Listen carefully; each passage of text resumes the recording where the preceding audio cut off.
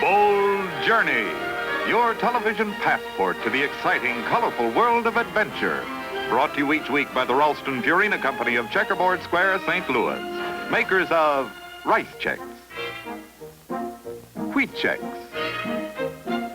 Rye Crisp, and Instant Ralston, the famous foods in the checkerboard packages.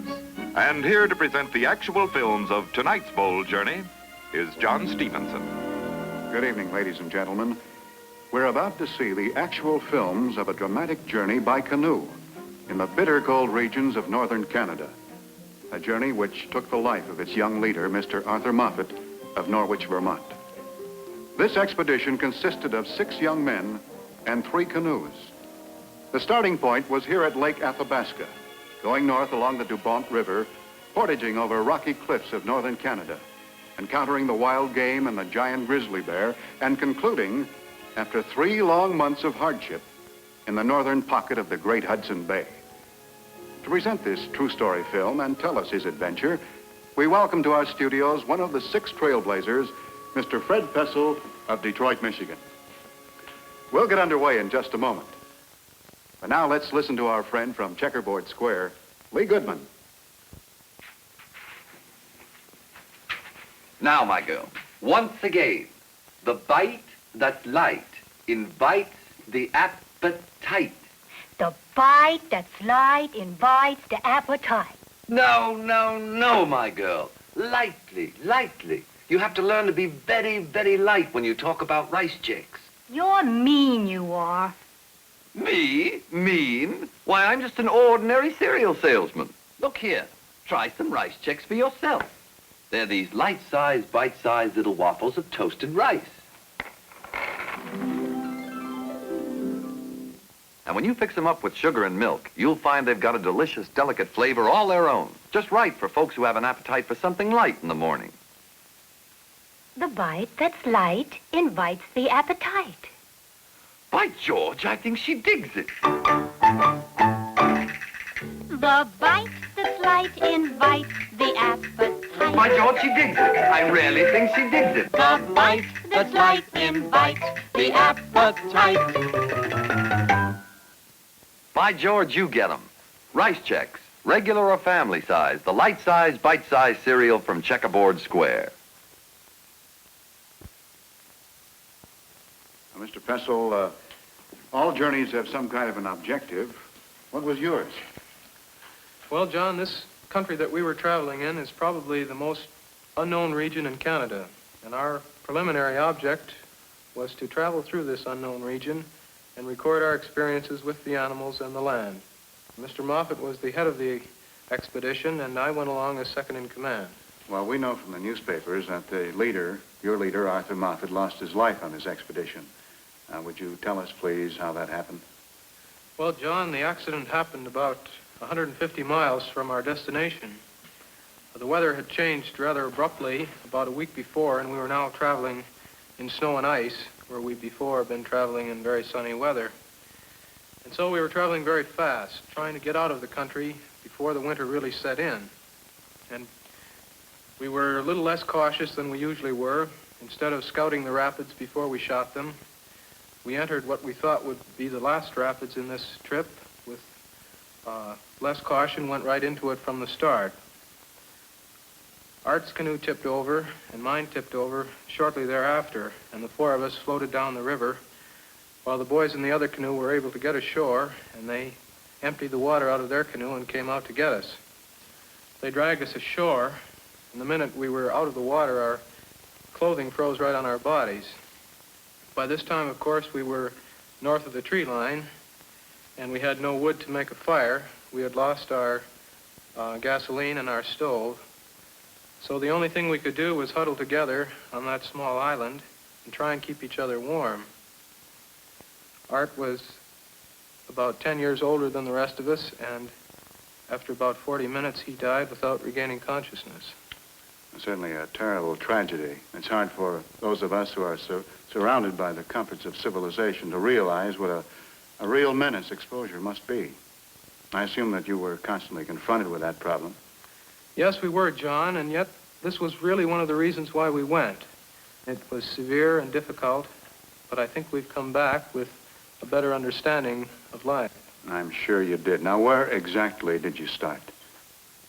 Our starting point, John, was a small trading post of Stony Rapids, about 800 miles north of the Canadian border. And you see our route here, northeastward, through this chain of lakes, across the large Dubont Lake to Baker Lake on the coast of Hudson Bay. Here we are now, transporting our canoes and equipment across from Stony Rapids to the actual beginning of our trip on Black Lake. In the background, you see the smoke rising from the forest fire that is ready to greet us in the distance. We traveled in 3 canoes and carried about 1,500 pounds of food and supplies with us. Excuse me, you're going to get all this into 3 canoes? I hope so. We'll see as we start loading. It's now June 29th, John. And here we are now trying to fit it all in with 2 men to each canoe. We tried to even up the load so that each canoe had an even load. And now we're starting out across Black Lake, paddling our slow, easy pace that we hope will eat up the miles as we progress northeastward. You can see the canoes are pretty heavily loaded there, John. Mm-hmm. And now we're at our first portage. Portage is a canoeman's term for carrying the canoe and gear overland when you can't go through the water. We're planning here to carry our canoes and supplies 2.5 miles from Black Lake into the next small lake. Here Pete is tying in the paddles across the thwarts of the canoe. He'll use the paddles as shoulder rests as he carries the canoe. Weighs about 120 pounds and is rather a bulky affair. It takes 2 men to hoist it up on his shoulders. There we use the paddles as shoulder straps. Joe here is using a tump line to carry a heavy pack across. And we started this routine that we were to repeat many times during the trip. I imagine. In terms of miles, how long a trip will this be? We covered about 900 miles on canoe, walking, maybe 100 or so. First part was rather dry through nice stands of spruce and pines, but very shortly we got in a pretty difficult swamp. That meant wet feet and a lot of flies. As we walked along the portage, we found a little friend here, a porcupine, and contrary to perhaps some opinion, he didn't throw any quills, was more curious than anything else, and watched us as we worked our way by.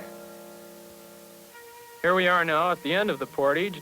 We make 5 round trips to carry that 1,500 pounds of gear. At the end of it, we climbed a tree to look to the northeast and see just what lay ahead of us. We looked off and saw quite a large lake disappearing into small bays and into eventually the river. And after a portage like that, we decided to spend the night and camp and wait until morning. And so we had our usual stew of onions, macaroni, a few dehydrated vegetables, perhaps a can of bully beef or so. Good pot, but by gosh, it seemed to shrink the farther along we got on the trip. Mr. Pessle, who was your cook on this journey? Well, Art Moffat was our dinner chef, and I specialized in breakfast. Aha. We're hungry all the time, although we certainly eat enough for 10 men. This was an interesting campsite, John, in that we found here the first evidence of ice in a small cave very close to our camp. And although we've been expecting ice certainly along the trip, it was rather early in the game to see the ice here. The next morning, we loaded up again, and we're on our way. As you can see, it began a very definite routine of loading and unloading, portaging, and then into the canoes again. We had one boy along who decided this would be a good time to quit cigarettes. Wasn't long before he was bumming them. What was the temperature difference in your trip? John, it was very comfortable. We were paddling in the 70s and the 80s during the day very often. It was quite a contrast to the weather later on when we had to break the ice along the side of the river. Another campsite, I'm crawling out of our 2-man mountain tents that we used. You can see we had to be very careful with the mosquitoes and tie up the netting whenever we left. We used this rain tarp draped over the top of the tents to ensure against any sudden squalls, and of course carried our sleeping bags and air mattresses. the end of this portage, we looked across a bay and saw the source of the smoke that we had seen from the very first day of our trip. There on the other shore, the forest fire was blazing, just engulfing that entire ridge of spruce and pine. Hundreds of thousands of acres must go up in flames. Yes, it does. Even from this side of the bay, we could see the flames licking their way up through the trees. And later on, we walked around the bay and approached right into the forest fire itself. We were able to get very close because of the wind and saw this frightening scene from, 30 or 40 feet. Mm-hmm. This is as close as we've ever been to a forest fire, and as close as you'd want to get, I guess. I certainly wouldn't want to get any closer. The noise and the heat of this fire was deafening and unbelievable. It's certainly a chaotic sight. Is anything being done to check this particular fire? No, John, it's just too far away from any civilization at all. The fire just burns until either it comes to the shore of a lake or we happen to have some rain. There's nothing that can be done about it. It's a terrible waste. I should say so. We don't know, but we think lightning starts these fires. This must be also a very frustrating feeling to be standing here and not be able to do anything about it. Can't do a thing, and the fire almost takes on a human aspect after a while, the way it crawls around the ground, circling the large trees, and then just exploding in a pillar of flame. We stayed there as long as we could and then moved on. At the end of each day, before we set up camp, we'd throw our fishing lines in and bring in dinner. We were 6 hungry boys and needed quite a bit of fish, but we were lucky to have some pretty good-sized ones along. Here Art's got an 18-pound lake trout. And he's a beauty. Yes, sir. Art's filleting the fish now, cutting part of it into steaks. Some of them were too big to fillet, others were small like these, and we could get them into the frying pan very nicely. We generally coated them with cornbread or some flour before frying them in the lard that we were carrying with us.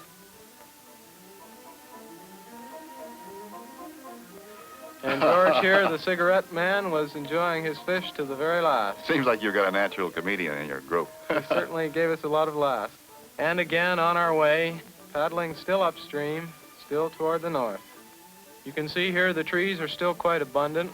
We're traveling in bush country, but soon expect to be into the barren lands themselves. Approximately how far out are you now? Well, we must be about 250 miles out from Black Lake. Mm-hmm. And about that far out, we found an Indian arrowhead.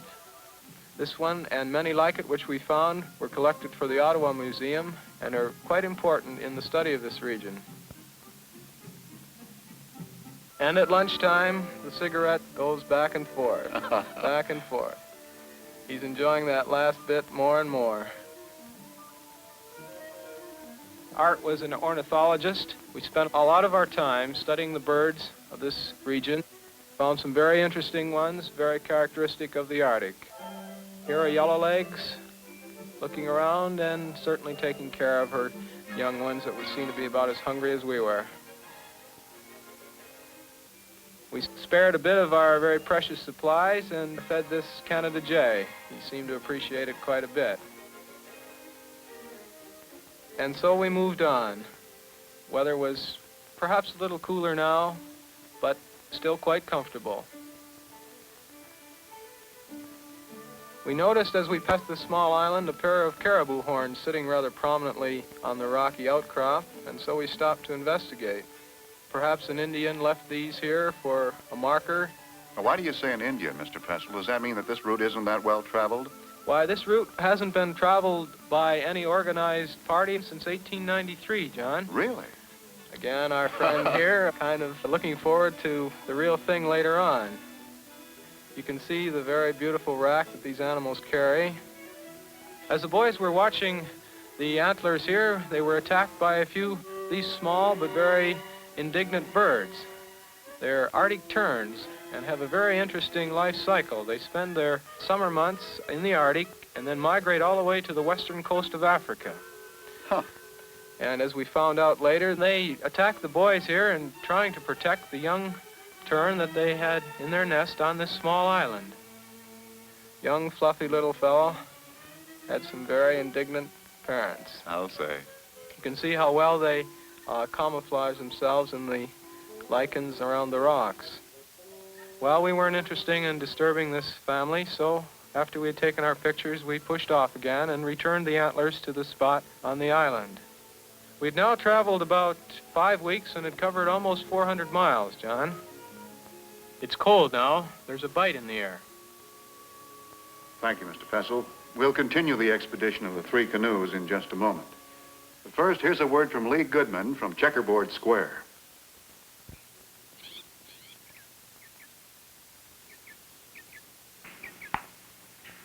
Howdy do. Lovely morning, isn't it?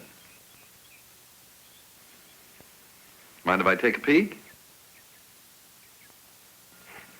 Oh, look at there, would you? Wheat checks. Oh, do you like wheat checks for breakfast, too? Listen, just between us grown-ups, there isn't another cereal made that's more fun for adults and kids who want to be like adults. It's got a grown-up flavor. Yes, ma'am. Nothing namby-pamby about wheat checks. Got a grown-up texture, too. Right. They don't get all wishy-washy in sugar and milk. Like the man says on TV, huh? Wheat checks stay crisp and crunchy the whole bowl through. Exactly. Bite-sized little biscuits of toasted wheat. And each and every time you have wheat checks for breakfast, you get all the happy, hearty flavor of real whole-grain wheat.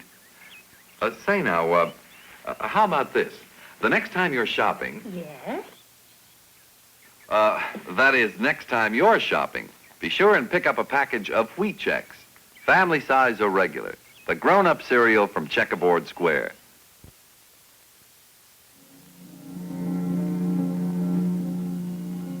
We're now approaching the cairn, John, left by J.B. Terrell in 1893. You'll see Terrell's name on many maps and publications of the Canadian government. He was a famous Arctic explorer, and he left this cairn on his journey down the Dubont River.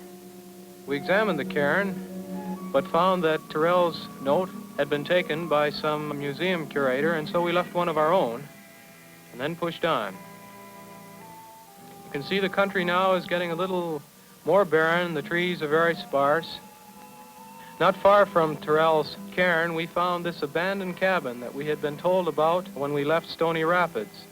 Supposed to belong to George Riddle, who was a rather mysterious white trapper.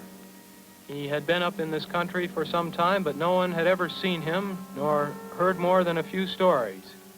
It certainly is a mystery. Certainly was. And after looking at this strange example of white man's inhabitation, we moved on, and taking our cue from Terrell's cairn, we decided to build one of our own. We picked this very prominent hill and rock cliff near the large Dubont Lake and climbed up, ready to leave our sign and record our journey. We picked an exposure that would be easily seen from both approaches and started to build our small cairn.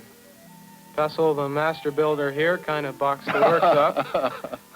But we rebuilt the cairn and wrote our note. It was rather ironic in that we mentioned that we were in good shape, had plenty of supplies, and expected to reach our destination about the 1st of September. Along the river now, we began to spot many animals, and probably the most amusing was the little siksik. They're named by the natives for the characteristic sound they make. Very curious, friendly animals. And as we traveled along the rivers, we encountered the caribou very often. They are migrating now from their summerland along the Arctic shore down toward the forest country in the south. Remarkable animals in that they can travel with amazing speed over this rocky country. They have an extra bone in their ankle, John, which enables them to move rapidly. If you get close enough, you can hear this bone cracking, just like a man cracking his knuckles. And they, too, use the river and portage. Yes, they do. Not carrying quite as much, but nevertheless, the same idea. Here, old Longhorn looks rather forlorn. And this is a fine specimen of a perfect buck, John. You see the characteristic U-shaped antlers with the shovels in front. He uses those for digging in the moss. In the evening, we could hear the ankle bones of the caribou clicking as they walked by our tents. Docile, curious animals, not at all afraid of the men. But the little different vein, the barren ground grizzly. He too was curious, but seemed to be a very ominous creature. He was picking berries when we surprised him, and he kept his distance, but was anxious to find out just who these intruders were in his land. He stood about 8 feet tall, Wow. John, and must have been close to 1,000 pounds. Let's not get any closer, Mr. Pessle. Righto.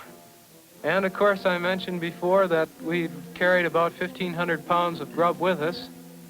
But as the trip progressed, the caribou was a very plentiful supply of meat. We used every bit of the caribou we could, the meat naturally, and here Art is drying and tanning the skin that we used for blankets and ground cover later on. Along with the caribou, we enjoyed the very delicious blueberries that ripened under the Arctic sun and practically formed a purple cover at times on the ground. They were a very welcome addition to our dwindling sugar supply, and we ate them with relish. You fellas are literally living off the land at this time now, aren't you? Yes, we were. This part of the trip was very fine for that, John. We found mushrooms and the ptarmigan, the fish, the caribou. But I think our favorite was Art's specialty, the blueberry Johnny cake. He made a cake with cornmeal and water and then poured in the sweet, delicious blueberries. It was really a treat up here, John, to have anything that approached pastry. Watch closely. The women will probably want the recipe to this. Yes, and the technique. We're using here in a reflector oven. It takes about, half hour, and we've got this fine blueberry Johnny cake. We're getting into some of the smaller and easier rapids now.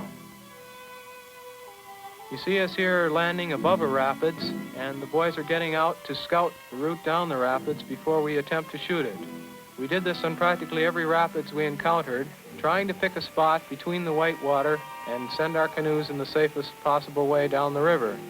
Above each one of those white patches, John, is a large boulder, and then below, of course, the heavy waves. And what we're trying to do here is just pick the way through here which can avoid the white water as much as possible. Art and Pete now watch while I take the canoe down for the first run. This is true pioneering, going over uncharted waters. Yes, and it means that we've got to be very careful and very cautious, trying to stay as close as possible to the route we have chosen. You can see us now along the far shore with our heavily loaded canoes. Naturally, we can't avoid everything. Well, we made that one, John, and can only look forward to many more like it. Beyond the rapids is a small pool where we can collect our breath again and start out. Getting cooler now as we go. Every day it seems to get colder. Here at this campsite, we find the first evidence of Eskimo culture. These rings of stones were used by the Eskimos to hold the outer portions of their tents down. A kayak bench. And the Eskimo lay their kayaks along these benches for repairing. Well, what happened to the Eskimos, Mr. Pessle? This is an abandoned Eskimo hunting camp, John. Since then, the Eskimos have moved closer to Hudson's Bay in the trading posts. We call these Eskimo men. Some say the Eskimos use them merely for company and as a guide along the way. Weather is a constant problem now, John, and we have to be very careful. We're moving fast now, hoping to beat the winter before it really sets in. Art here using his specially designed Arctic underwear. And Joe tries a heavy parka instead. Bruce here uses a special earmuff setup. It's pretty cold. We approached this gorge with very much concern. The entire watershed that we had been traveling on for 2 months now, John, funneled into this one large gorge and flowed for 2.5 miles downstream into the next lake. We looked it over and naturally decided it was too much to shoot, and so we portaged. Again, 2.5 miles of carrying all our equipment and our canoes along this terrifying canyon. The noise here was reminiscent of any Niagara that I've ever seen. Wild water. And beautiful, very beautiful. We finished the portage just before the end of this rapids and decided we could shoot the latter part rather than carry on another mile or so. And this rapids was very similar to the last rapids that we shot, John. The rapids in which we had the accident is Art's life. As the winter approached, we were hurrying much more and didn't take the caution that we should have, and we tipped over. Art died very shortly after we were dragged from the water. This is the last picture we have of him. I would like to remember him this way. And since your camera had fallen into the water, you naturally were unable to get any pictures of that. Yes, John. We were forced to leave Art's body behind, but when we arrived at Baker Lake, made arrangements to have the Mounties pick him up, and he was buried then at Baker Lake at an Anglican mission. Where is Baker Lake, Mr. Pessle? It's in a pocket of Hudson's Bay. So Art Moffat completed his trip. Yes, he did, John. Well, this was certainly a very moving film, Mr. Pessle, and we're very grateful to you. I'm sure that our friends at home will agree with me that this is one of the most poignant journeys we've ever had. Now, you told us before we went on the air that you'd like to take the time to identify your fellow members of the Moffat expedition. Yes, John, I would. Bruce Lefevre from Amsterdam, New York, was traveling in my canoe. He's now working on his father's newspaper. Traveling with Art was Ed Lanouette from Sao Paulo, Brazil. He's now at Dartmouth College. And in the other canoe, Peter Frank from Santa Barbara, California, who's now at Harvard University, and George Grinnell from New York City, who's now in the Merchant Marine. And, of course, Art Moffat and myself. With the exception, of course, of the terrible loss of Mr. Moffat, if you knew in advance what the 3 months would have been like, would you still have made the trip? Yes, John, I definitely would. The experience that we gained from the trip, and naturally we mourn Art's death, but somehow I feel that we have come back better men. We've been able to live closer to life than most people get a chance, I believe. We've lived very simply, under very limited conditions, together for quite some time. And we've learned about each other, and we've learned about ourselves. We've come back more humble, certainly, and probably more impressed with the insignificance of each one of us in the light of the vast country that we saw. We were little men in that country, and we've come back now with, I think, more of a feeling of proportion. And certainly very, very nicely put, Mr. Pessle. You've certainly done us a great kindness in coming here from Detroit to present these films as a tribute to the Moffat expedition. I hope you'll convey to Mrs. Moffat our deepest thanks for permitting us to televise these fine films in our program series. We're very grateful to you all. Our program will continue in a moment with preview scenes from next week's adventurous journey after a last gentle reminder from Lee Goodman. Rice checks. Just right at breakfast for folks who like to start the day light. And there are lots of ways that you can use these bite-sized waffles of toasted rice at your other meals. For instance, with chow mein in place of the usual noodles. Chop, chop. Yum, yum. Rice checks. The light-sized, bite-sized cereal from Checkerboard Square. Next week, the story of Mr. and Mrs. Larry Van Murick, a young couple who buy a small sports car in Germany and proceed to drive this vehicle across Europe, through the Middle East, and into the heart of India. A journey of 4 months, living in and driving their small European car. There's every kind of road, from dangerous mountain curves in Greece to trackless deserts of Jordan and Iran. Often the road exists only on the map. Indian villagers hear their own voices for the first time from the Van Murick's tape recorder. The Van Murick's film 2 other visitors to India, Russia's Khrushchev and Bulganin. Next week, it's The High Road to Delhi. I hope you'll join us next week at this time to see this fine film. And until then, this is John Stevenson saying thank you and good night.